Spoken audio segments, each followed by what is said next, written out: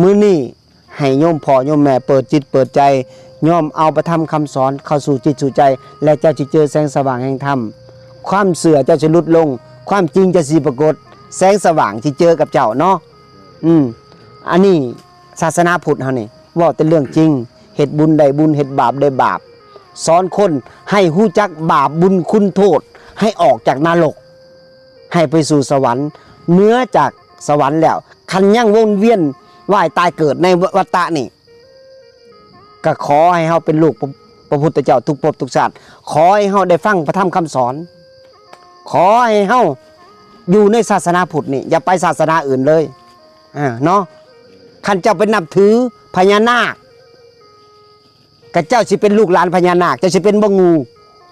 เจ้าสิเป็นบ่เอียนเจ้าสิเป็นบ่พญานาคฉะนั้นเจ้าอย่าเชื่อเด้อสิ่งผิด